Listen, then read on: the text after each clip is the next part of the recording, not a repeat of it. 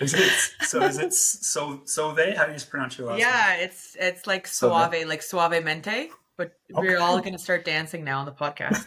Let's go. Suavemente. So you won't forget it now, and that's all you're going to focus on. That's all we're going to talk about. Yeah, so good. And that's it for today, folks. Yeah. Thank you for joining Thanks us. for coming out. So, No, but seriously, thanks for joining us, Steph. Yeah. We're so excited to have you here. Do you want to tell us a bit, or tell the audience a bit about like where you sell, who your clients typically are? Absolutely. So I always joke with my husband. I say I've always been a north kind of girl, right? So growing up, I grew up in the Aurora, Ontario area when Aurora was like farmland, if you can imagine Aurora as farmland, but like it was all cottages at the time. And I grew up in Aurora. My husband's from Toronto. We have relocated our own family several times. We've moved 7 times already, kind of going a little further. I always laugh. I say every time we move, we go a little further north. So we started off in Aurora, and I've kind of scaled up to now living in an area called Springwater, Ontario. And myself and my team, we focus primarily on York Region and Simcoe County real estate. So we are focused on helping families who want to scale, want more, but don't necessarily want to spend more.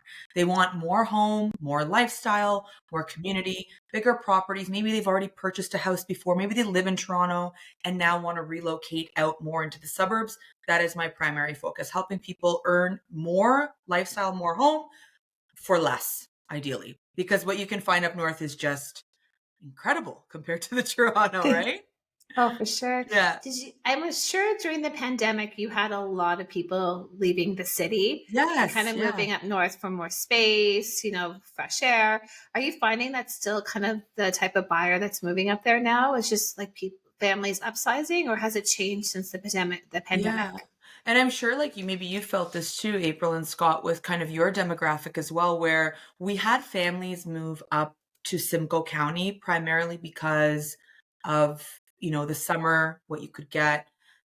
But then when things started to kind of open back up, we've also had the reverse, where now we've also seen families decide to come back to the city. And so maybe they're coming back or going back into Oakville, like your areas and that kind of thing, where they originated from. And we're like, you know what? We've done this. It's great, but we're ready to go back. We're ready to kind of go where we came from.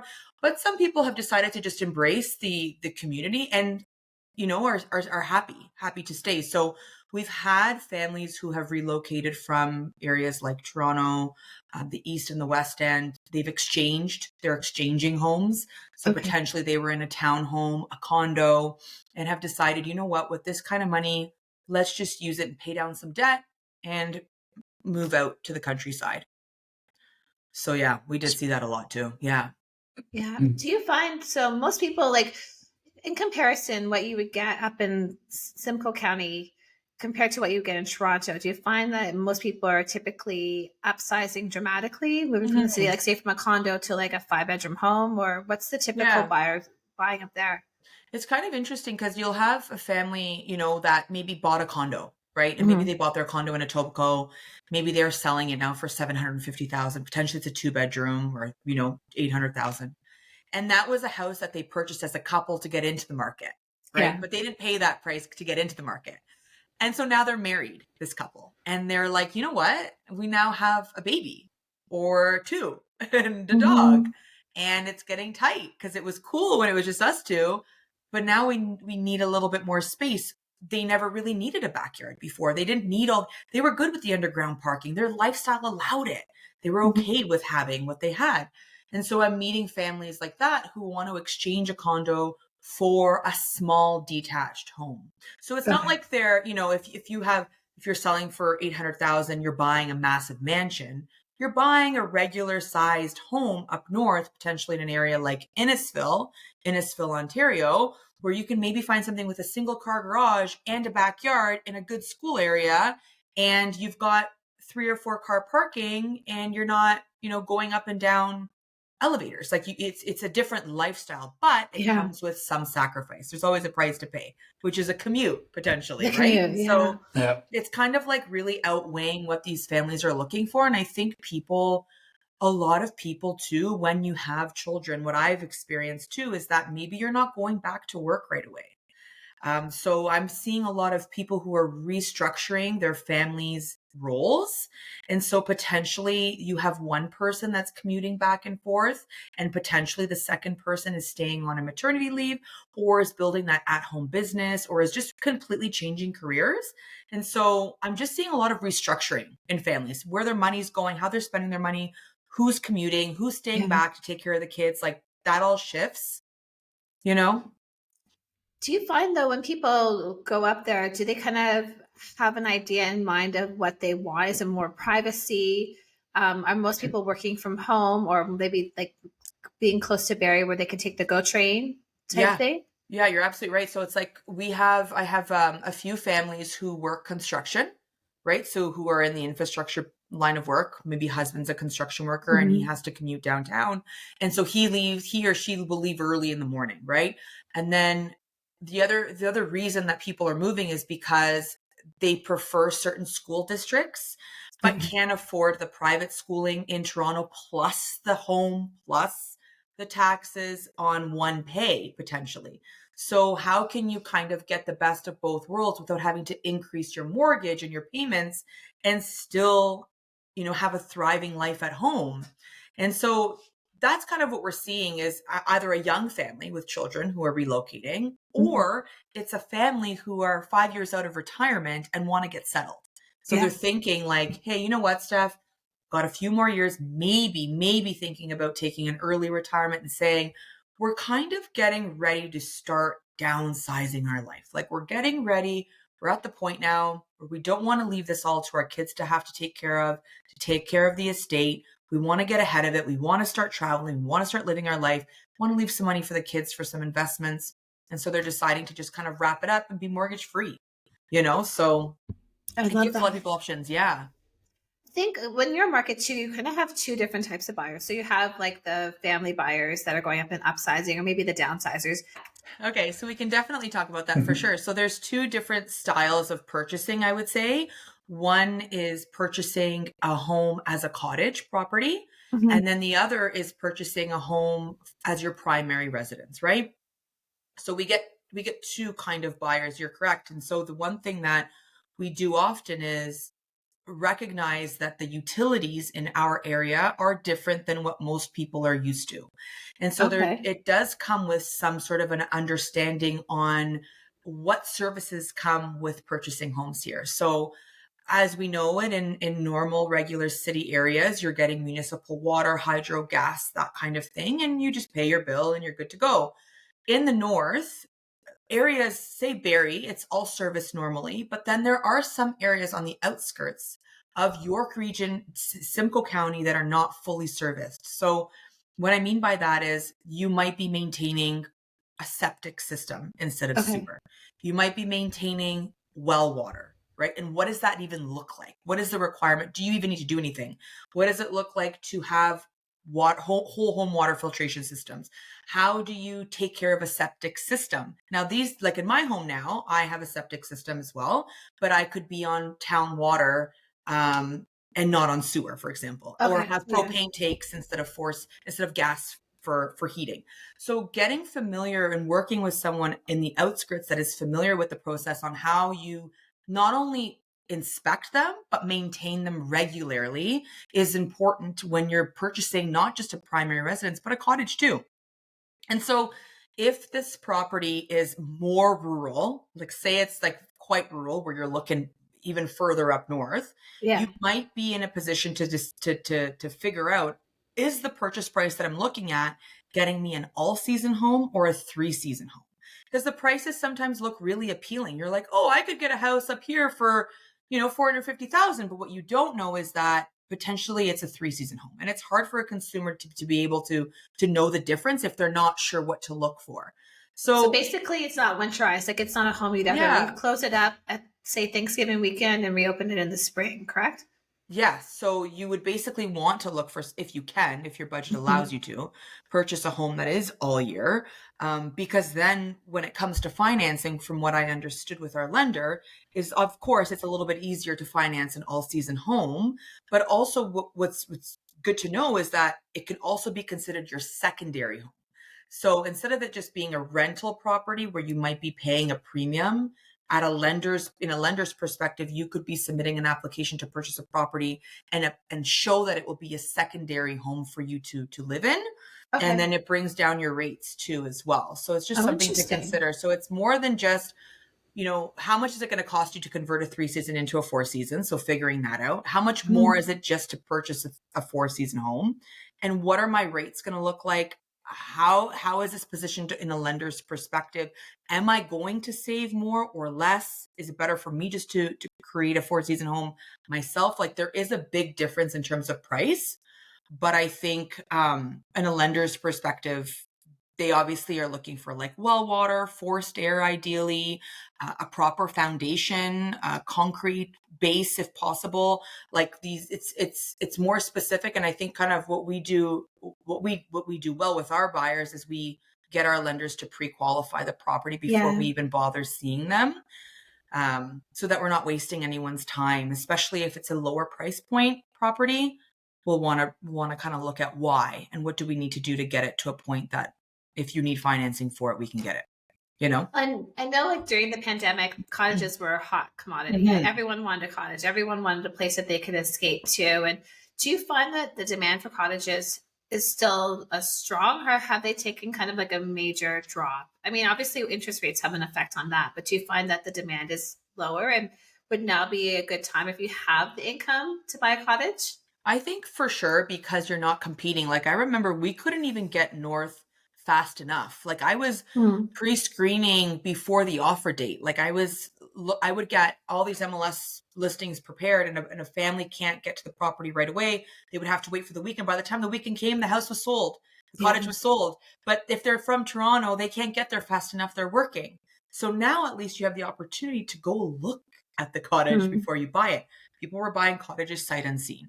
And I think it's a great time because now you have the opportunity to inspect things like a septic system, like the water, where before you're just trusting whatever the MLS is saying, hoping, praying they have a home inspection to share with you. Whereas now you can do your due diligence. You can, yes, rates might be higher, but you can always look at that later on down the road and get it for a better price now. So has the cottage market shifted? Of course, for sure. I think the ones that are lakefront over $1 million, of course, are sitting a lot longer, like months, right, on some of them. And then you've got ones that are just under the $800,000 range that are still flying off the shelf and are still doing well. Like right? flying off the shelf, how would you say like average days on market would Like be? 30 days. Say like 30 days on market is pretty good for us, right? Like that's still pretty good. It's crazy when you think about it now. I know. It's way different. Like the cottage market is way different than, your regular resident. Like that would probably be way too long in Toronto. That'd be like we're really priced wrong, right? So as people are taking a little bit longer to come down, they're shopping, they can, potentially they're going back to the property to see it again. Also, to access is a huge thing. So cottage market usually is like right now, kind of like the Florida market, if you could imagine the Florida market. Very similar. So cottage markets now, people want to get in, enjoy it if it's all season for the winter into next year, right? They want to start kind of getting in there now, seeing what it needs before frost hits. And so it's really good to kind of know now, can you get to the property? Because not all cottages are accessible. So is it maintained? Is there a road that gets you to the property year round? Like there's so many factors when you're searching for a cottage. But I think people are using their equity. And not everybody needs financing for it, right? So yeah. I know when I bought my first cottage, a lot of people didn't know I bought it through my HELOC from my home, and I used that equity to buy, and it was the best thing I ever did because the return on it was just so much greater. And I think a lot of people are wondering, like, how are people affording cottages? And you really need to speak with your mortgage broker and look at what your equity is. And there is so many great opportunities if that's something that you want to purchase for your family or for yourself or for your friends or with friends. And there's a lot more deals now to be had as well, where there are people who maybe are selling because they're relocating out of province or for work and don't want to manage it anymore. We do have an aging population who maybe aren't leaving these cottages to someone. So there's that as well. There's a lot of opportunities to be had in the cottage market for sure.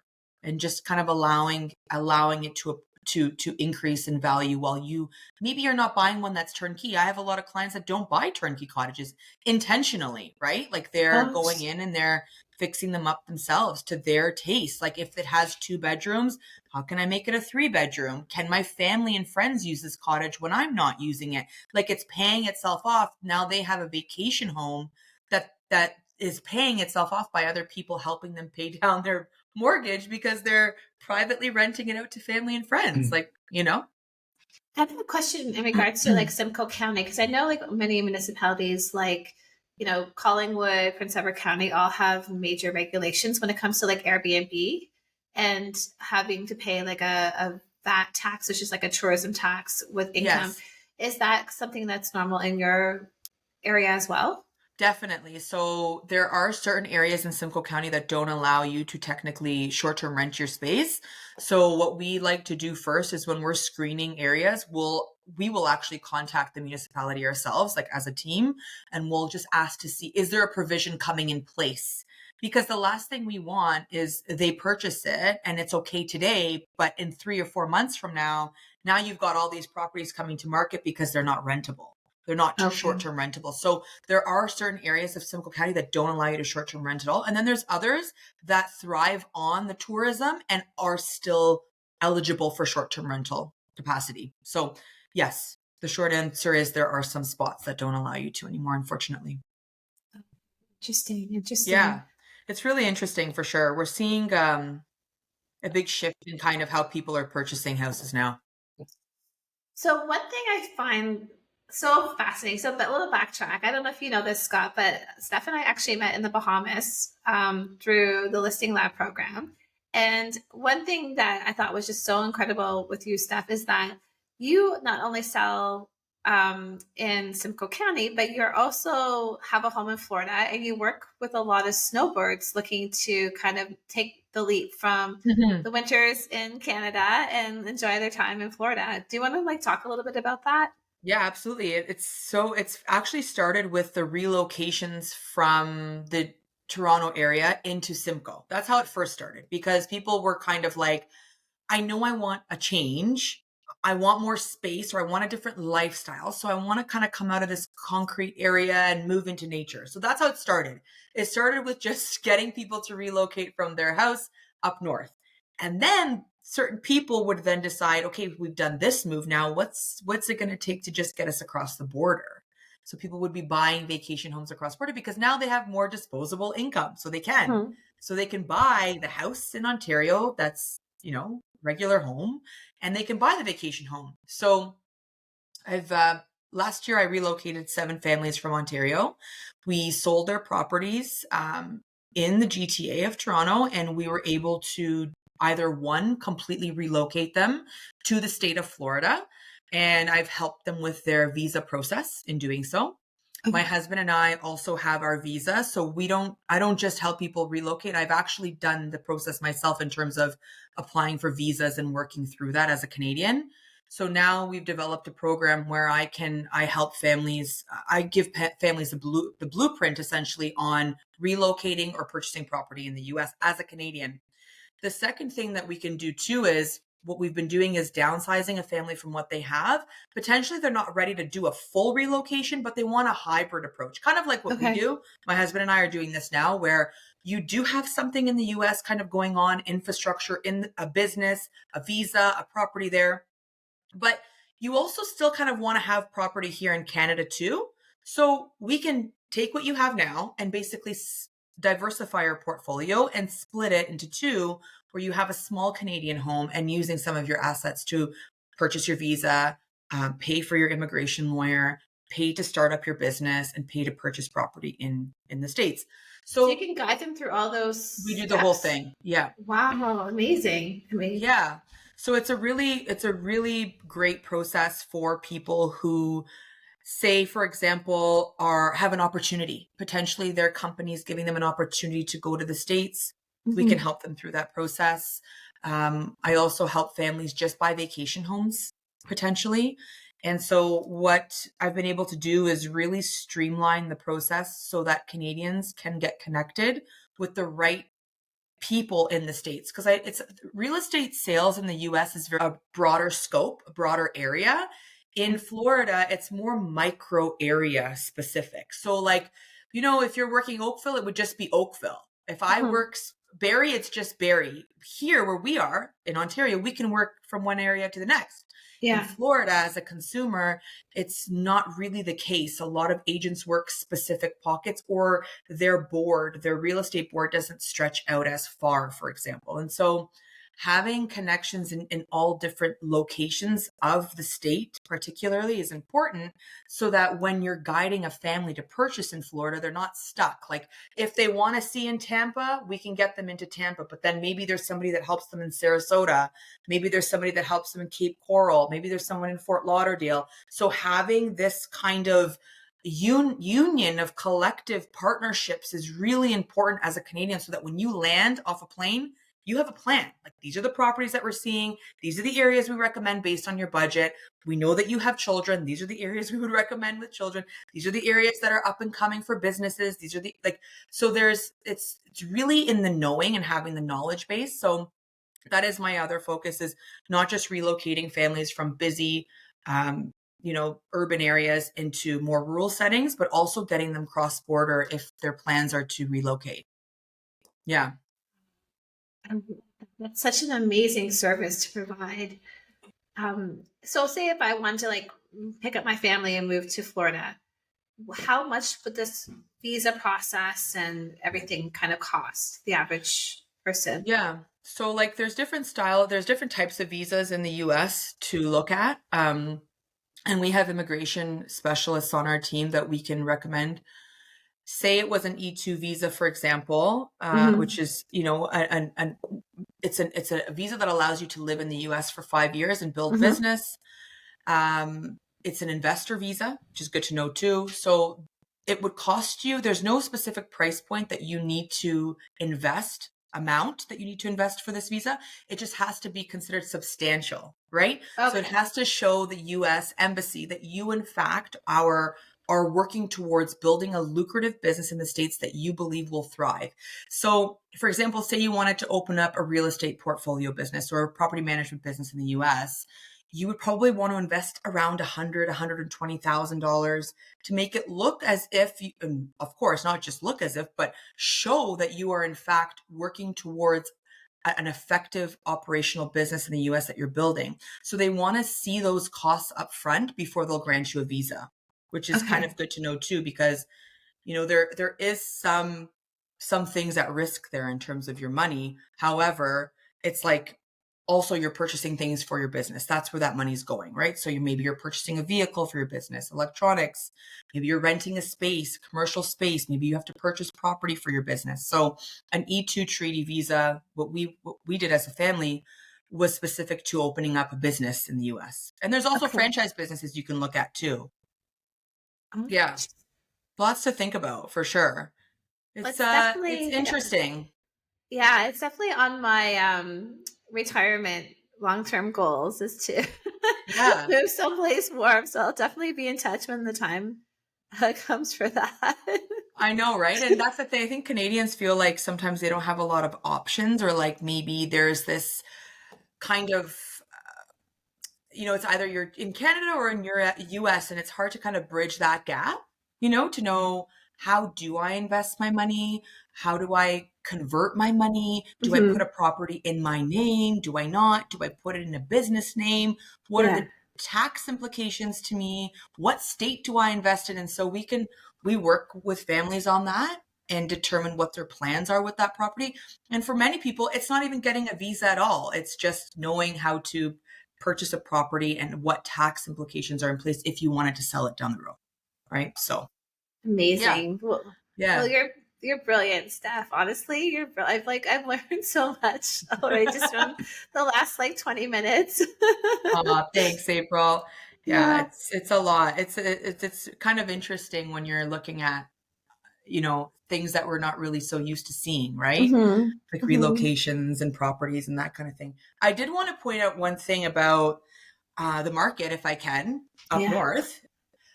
So remember how we were chatting about kind of the difference between offers? up north. So in your market, for example, are you still seeing offer presentation dates? Like, do you see that often now? Yeah, I wouldn't say often, but we're definitely seeing them. Yeah, they're making a comeback for sure.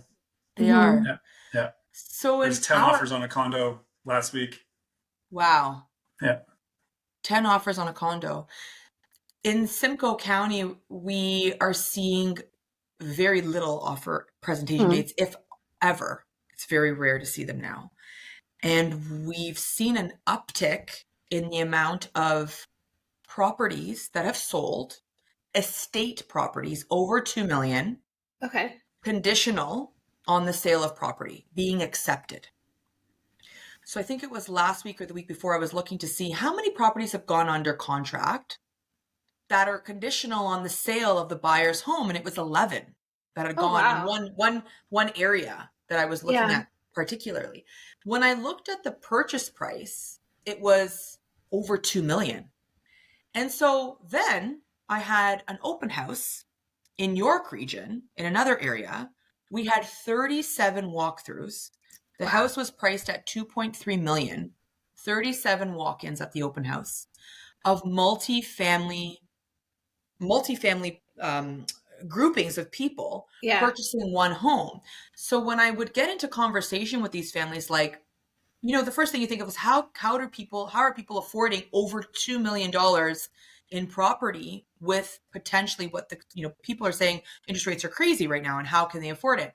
The thing that we're seeing a lot of are 2 homes being sold, moving into one estate home. So our 5-bedroom estate homes, for example, that are priced at 2 to 2.5 million, for example, are selling, and they're selling under contract on condition of sales for 2 houses. So you think now maybe one of those houses is 2 million that they're selling. They're coming in mortgage free, potentially not even requiring mortgages. And it's aging parents that are, willing to help their grandchildren while their parents are going to work. So this multifamily thing is really, really at the forefront right now. And I would say it's been this way over the last 1 to 2 years up north. I've seen that now in Oakville as well too. Just as you know, my house is still for sale. We talked about it a lot on the podcast, and I have seen people come in the open house and talk about not only having one set of parents but 2 sets. Wow. Come in and needing the space for that, and different parts of the home to be used for one set of parents, another part of the home to be used for other sets of the parents. And I think that's something we're going to see more and more. And the offers conditional on the sale is still not very common in our market. I saw today there was one house in Halton region that had that, but I mean, that's something you would never see in Toronto, right, Scott? Like, very rarely. Yeah, we do have to kind of know the Toronto market as well, accepting offers like that, so that we too can be familiar to allow our sellers the opportunity to understand what that would mean for them. Right. And what is the type of property that is selling on the other end? Is it even sellable?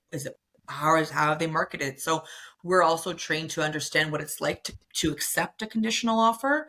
The cool thing, honestly, the opportunity that I see here, to be very honest, and if I was a buyer, what I would love is that now you can purchase a luxury home, literally a luxury home, for a fraction of the price on your terms, potentially, while giving you time to sell your house for a fraction of what it would have cost you last year. And more open-minded sellers. Like, what? That's awesome. I wish I was doing that right now, right? Like, it's pretty cool if you think about it, like how much it shifted to allow buyers the opportunity now to kind of have a say, Yeah. Well, Scott and I are definitely very optimistic people, and we're always just trying to find the bright side of like this market. And there are so many opportunities out there, and there are so many really great bright sides of different ways of being creative with not only selling a property but buying a property as well too. Yeah, absolutely. That's good to know. Well, I'm so happy that you joined us today, Steph. Thank you so much, guys. Yeah, thank you. I've never nodded so much in my entire life. I'm like, this is good. I don't think I spoke more than 10 seconds, but I that's don't okay. ever see you so quiet. I know. I was Yeah. like just listening, like learning. Yeah. Scott was quiet for us today. He's like, okay, I've got April and Steph, one singing Suave Mente at the beginning of the Yeah, they're killing podcast. it. I'm not saying anything, and he's right in the middle too. So like, I don't even want to say anything. I was gonna text you like, just edit me out of this one, but it's okay. That's so good. We'll do, Oh, I love we'll do it. a part 2. We'll do a part 2, and I'll ask more questions. So good. No, guys, thank you so much. I really value what you guys do too, to be honest with you, in the market that you're in. That is very desirable and that shifts often too. And I think all of us are just trying to become creative with the clients that we're working with. And I really value the fact that we, you know, especially like April and Scott, your team is very collaborative too. And you're always seeking other areas to see what other services you can provide to your families who are maybe looking for a cottage or a secondary home or are looking cross-border. Like this, all this information is so valuable for every market, to be honest. So I really love that you guys are doing this. It's awesome. Appreciate Thank that. you. Yeah, and we appreciate you. Thanks so much, Steph, for joining. We're definitely going to have you come back again. Yeah. We'll talk all about Aruba or something next time. Okay, sounds good. I'm down for that. Love it. All right, guys. Have a wonderful Thank day. you. See you Bye. soon. All Bye. right, thanks.